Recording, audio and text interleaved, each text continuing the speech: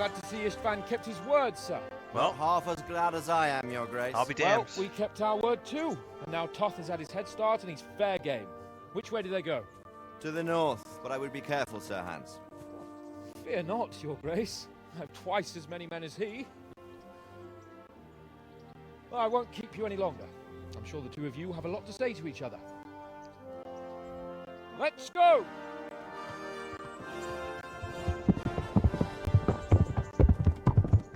Excuse me. Father. I am. They treated me quite decently. Although they did steal my horse, so I'll have to go back on foot.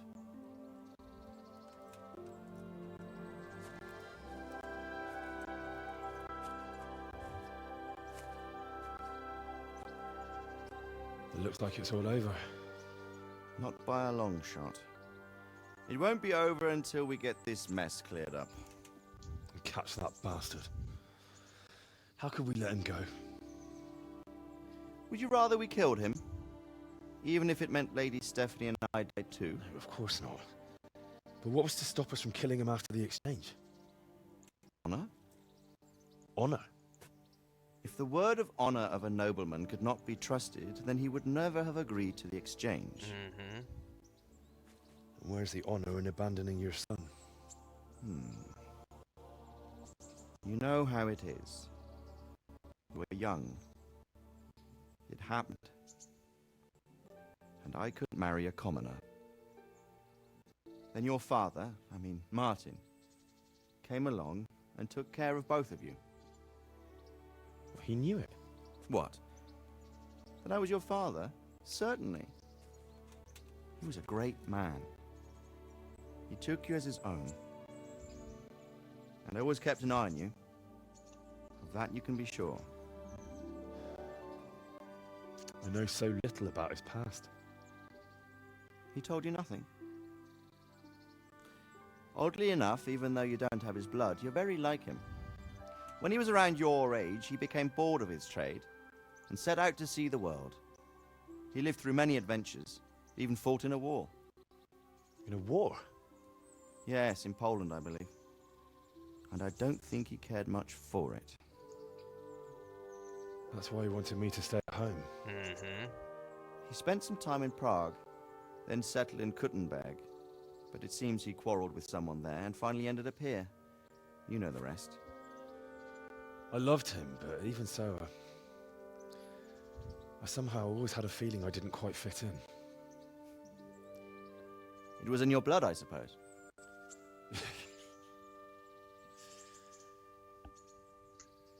I lost the one thing I had left from him. Your sword. Ah, the sword. It's not my sword. It's yours. For a moment there, it was so near, yet so far. Oh, well, it can't be helped. It was almost within my grasp, but just then I had something else on my mind. Well, I think we may yet have a chance to get it back. This business with Toth is not yet over, unfortunately. That's a chance I'd welcome. Not just to get the sword, but that bastard Istvan too. And then I'll find that German whoreson who torched Skalitz, and I'll slay him with it. Promises, I'll never promises. forget his face. Or his name. Mark Vart von Aulitz. Those are noble intentions, son. But don't forget there are other things in this world that are worth living for. Like what? Look around you. Blue skies overhead, green grass underfoot, beautiful girls. Good wine. Beautiful girls. A few good friends And good a wine. fine steed under your backside. Big fan of both of those things. Thankfully, I married Those a are beautiful things girl who worth loves living good wine. I win. I can't deny that swine who killed your mother must pay for what he did. But it's better not to dwell too much on that at the cost of those other things. On the subject of steeds, I think we'll have to ride like the Knights Templar. How's that? 2 up. One day I'll tell you how they got their seal. You can take the front.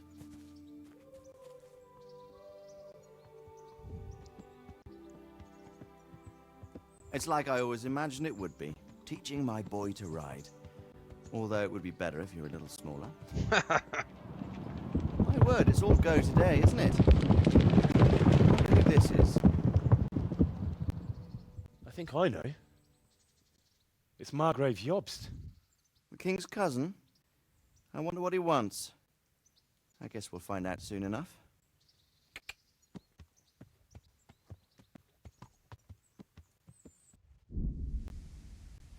Oh. Okay. That was an abrupt roll credits. Well, as I understand it, there's quite a bit of DLC that I can dive into. I don't know how much of it... Does it end right here? Let's skip. Or does it let you keep playing?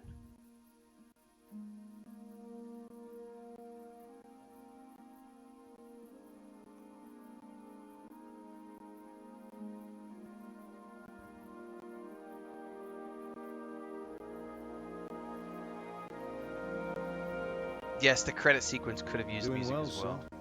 Oh, I get a dream sequence with my dad. Father. Come now.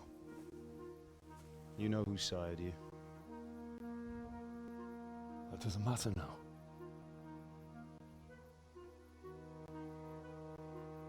I miss you, Amar. I miss you very much. You'll be fine. We're proud of you. For what? I let you down. I lost the sword. I let that bastard get away. Don't be so hard on yourself. There was nothing you could have done to save us. And someone has to live and carry the torch. As for the sword, it's just a thing. Just a thing. You didn't want me fighting. Now look at me. Standing up to evil isn't the same as sowing its seeds. You did what was right.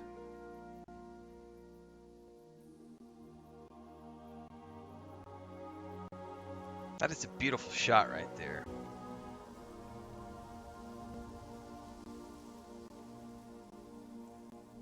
I have to leave you now. Oh, please. You know I can't stay.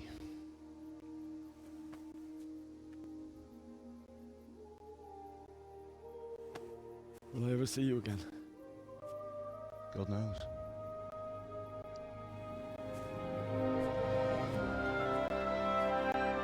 There's Mom. Make her proud. And that's why I wasn't a cutthroat, pickpocket, thieving bastard, because I wanted to make my mom proud. So I went the knight's path, the folk hero, the nobleman. Oh, don't go. No. What on earth were you dreaming about? I couldn't wake you, and it's well past dawn. Sir Radzig wants you at the upper castle. The lords are in council with Jobst. Right. Okay, so we got to roll We'll go credits, straight but away. yet we still get more gameplay. That's very interesting. What is it? It's just... I don't know how to address you anymore. All of a sudden you're Sir Radzig's son, hobnobbing with lords and ladies. And here's me, as common as muck. That's right.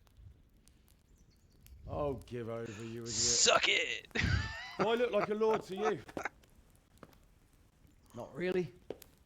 You're as much a lord as I am a nun. And I've never looked good in a habit. Get out of here. Or I'll have you clapped in the stocks.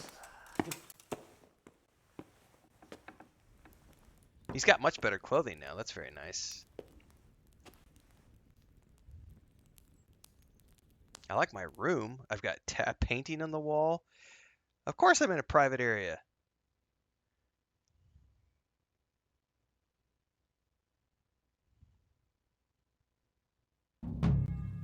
Completed an oath is an oath. Quest started epilogue. So the cutscene had me wearing clothing that I'm not actually wearing, which is very interesting.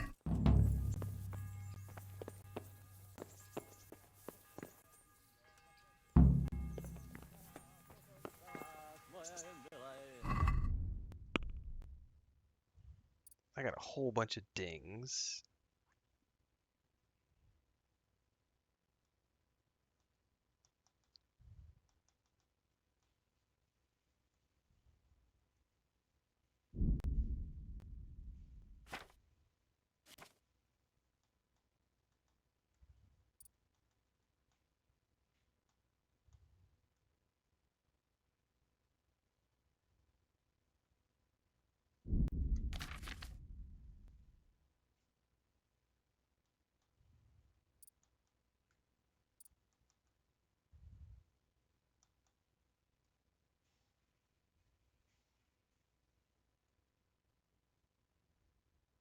I don't use a shield, so I guess I'll just do swing. Heavy swing is fine.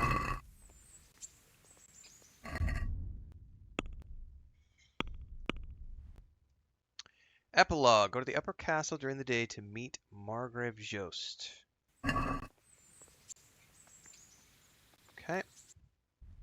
This is during the day.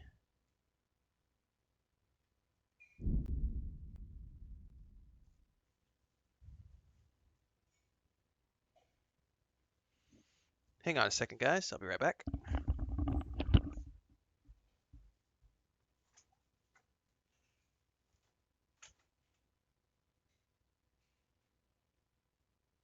Ah, Hal.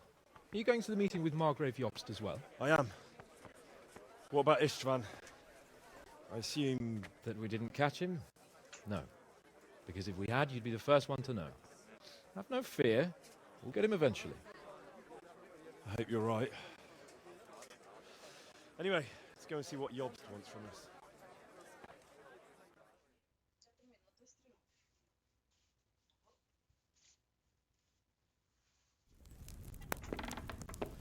My lords. Christ's It went into a blessings on cutscene you all. while I stepped away. And on you, Lord Capon. I thought it was doing fast travel. And this is my son, Henry. I didn't know you had a son, Sir Redzig. It came as a bit of a surprise to young Henry, too. This gentleman here is John II of Liechtenstein, a member of my council. I'm honored, gentlemen. Come join us. Margrave Jobst was just about to tell us the reason for his visit. Your Grace? I'm sure we're all agreed, Your Graces, that all this unrest must come to an end. This kingdom needs a king. Question is, which king? My cousin, Wenceslas IV, who is being held in captivity. I have to confess, my lord, that your answer surprises me a little. If I'm correctly informed, until recently you sided with your other cousin, Sigismund. That I cannot deny, and I have always stated my position plainly. But times have changed. How have they changed, Your Grace? Sir, there is one thing on which we undoubtedly concur. That King Wenceslas, unfortunately, did not inherit his father's gift for governing. Sadly, his failures have cost Bohemia, the nobles, and our whole Luxembourg family a great deal of money and effort. How did the king let it go so far, damn it? It's in his temperament. He cares only for wine, women, and the hunt. A king, in fact, who never wanted to be king. Then why didn't he just let his brother have the crown? Young sir, the crown weighs heavy when there are duties to be performed, but to surrender it means giving up great privileges too. But he did surrender power to his brother. When things started getting out of hand, Wenceslas appealed to Sigismund for help in restoring order. What you're saying, Wenceslas invited him here? This is starting to make my head spin. Actually, it makes sense when you think about it. Sigismund wanted to re-establish the power of the whole House of Luxembourg. He thought if he helped Wenceslas win the imperial crown, in return his brother would help him become the king of the Romans, and leave the actual reign of Bohemia and the empire to him. Sigismund would govern, while Wenceslas could carry on doing what he was best at, enjoying the life of the imperial court. Why wasn't Wenceslas crowned Holy Roman Emperor long ago? He was already elected king of the Romans. All he had to do was go and let the Pope put the damn imperial crown on his head. Who knows? Maybe he'd prefer hunting and consorting with bathhouse wenches to spending time with the Pope. Well, so would I must admit. Sigismund's plan seemed sound enough, but it didn't quite work out, did it? It worked for a while. He and his brother reached an agreement. Sigismund took over administration of the kingdom and began planning Wenceslas's journey to Rome for the imperial coronation. But then Wenceslas realized he would just be a puppet with a crown. I must say, Margrave Jobst, Wenceslas and Prokop behave rather like naughty children in need of a good clout about the ears. Sigismund would agree. He was already planning his rule of Bohemia, and all of a sudden, the rug was pulled from under him. I'd say he lost his patience and decided he'd drag Wenceslas to the coronation kicking and screaming if he had to. Just like a naughty child, as you say. So he abducted him and your brother Prokop too, if I heard correctly. Correct. And you helped him do it, if I heard correctly. Yes, your graces, it's true. I was there when Sigismund abducted Prokop. I thought everything could somehow be settled, that we could make my brother see sense. But Sigismund just wanted to put an end to the dispute once and for all, whatever the cost. There was nothing I could do to stop him. And that's one of the reasons why I'm here. Okay.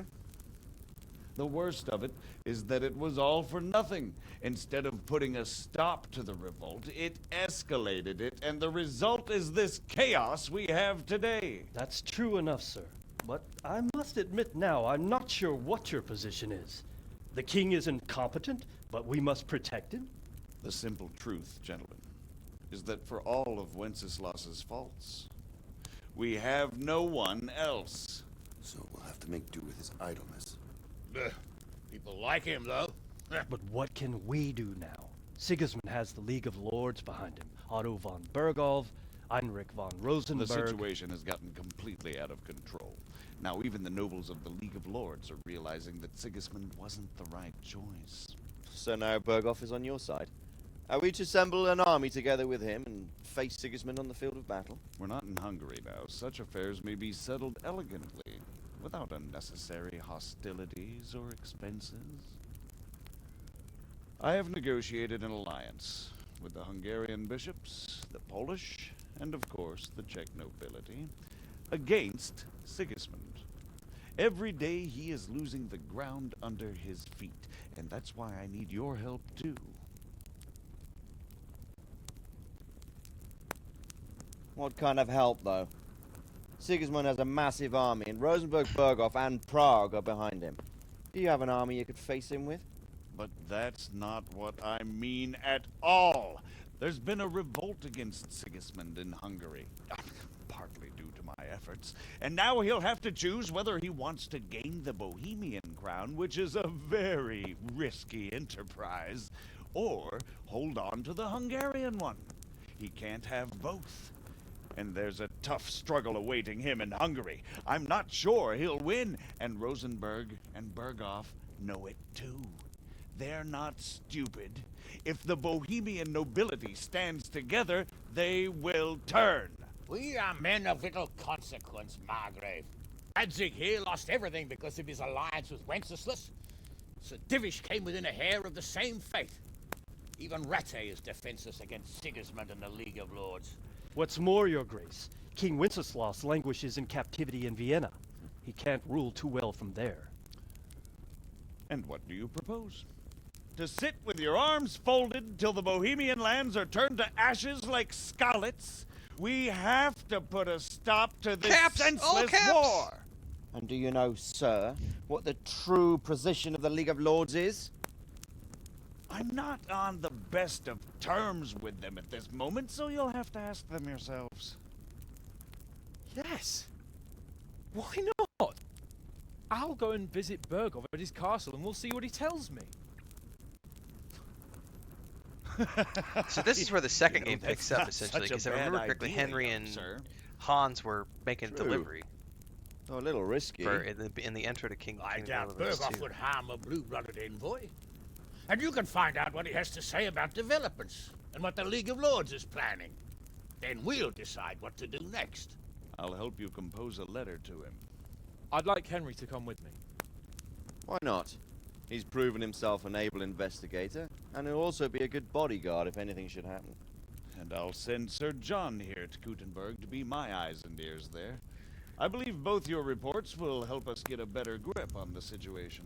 When can you set out? Just as soon as I've packed my things. Excellent.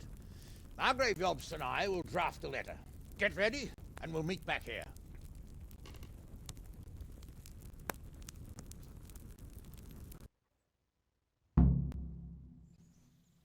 Oh, so we're no longer in a I expect it would cutscene. be best to write it in your name as Lord of Lipa. Quite so, Margrave. What exactly am I to write? So what do you think of it all, Sir Divish? I think I don't know what to think. That makes two of us. If I didn't know anything about Jobst, I'd say he's right and absolutely truthful. But I've heard too much about him already. Likewise. But I do feel he's the one with the best chance to put things right. Well, So, it looks like you're off on a mission. Yes, I can't wait. I don't want to dampen your spirits, my boy, but watch out. These are evil times, and who knows what can happen along the way. Not to mention that Berghoff is no saint. Don't worry. I know.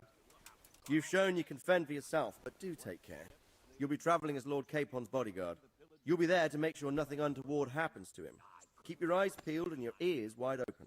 What Berghoff tells you is one thing, but what you see may be quite another. Indeed. Rest assured, Father. And don't get embroiled in anything else. Just hand over the letter, hear out his reply, and return. Yes. We know that that's not going to go Very as well. planned. Berghoff is at Trotsky Castle. I think you'll find it quite an eye-opener. It's one of the finest castles in the land. It's 3 days' ride from here, so unless you hit a snag along the way, you'll be back soon enough. We're definitely going to hit Any snags. questions?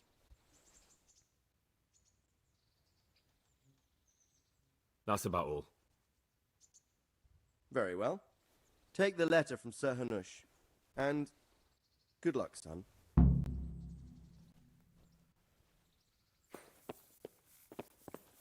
So what do you think of it all, Sir Divish?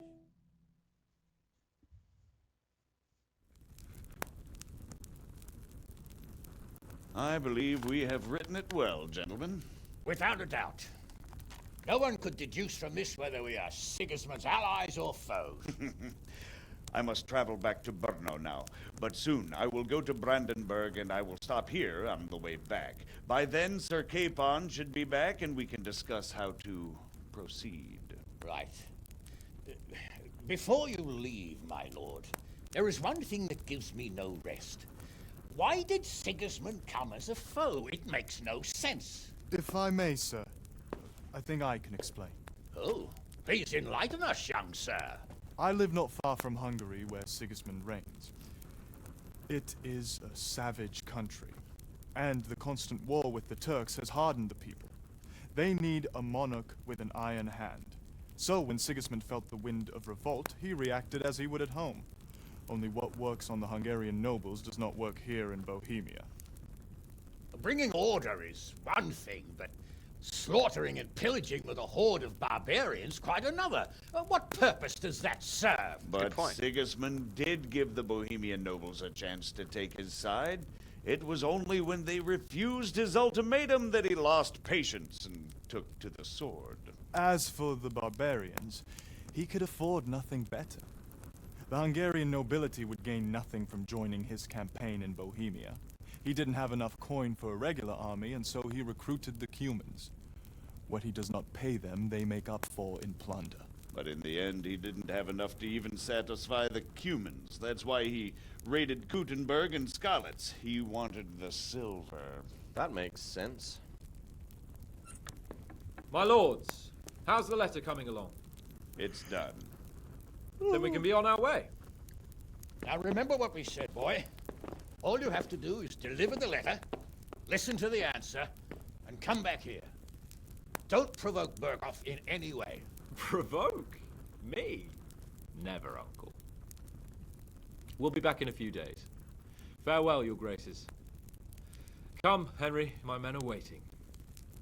I wish you Godspeed.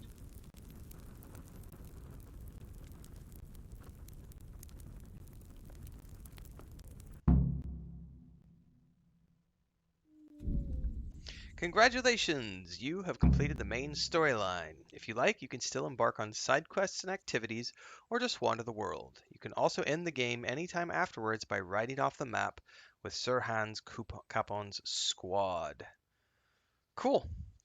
Well, that marks a wrap on my main playthrough, then, of Kingdom Come Deliverance, ahead of the launch of Kingdom Come Deliverance 2, which is still about 3 weeks away, a little over 3 weeks away. I will be dabbling in some of the DLC for this game throughout the rest of January. So for those of you who have been following along with this playthrough, you'll continue to see some more of this. And of course, I'm still airing the 30-minute episodes, which are cut out of this live stream. Those will probably continue to air throughout the rest of next week because I'm only up to like episode 35 or 36, and there will probably be 50. I don't really know how many episodes, 50-ish episodes or so. I have not finished cutting all the streams down yet, so that'll air completely throughout the month of January in 30-minute segments. So if you missed any sections of this live stream, whether you're watching on Twitch or YouTube, make sure to follow along on YouTube because those will air in their entirety. Now that I'm done with the main playthrough, I have to record my final review for the game, which I should have out fresh for tomorrow morning. I'll record that this afternoon and have that out tomorrow morning. We are going to be continuing to play Mass Effect. We're in Mass Effect 3 right now. Then we're going to go on to Mass Effect Andromeda throughout the month of January. We're also doing a little bit of The Last of Us 2. That's a very slow playthrough, though, because the show isn't coming out until April, so we've got plenty of time. And I will also, like I said, I'll be doing some of the DLC here, but we're also going to be looking for another mainstream game over the next few days. So by next week, I should have something up that's going to be a mainstream game. I haven't decided what it is yet.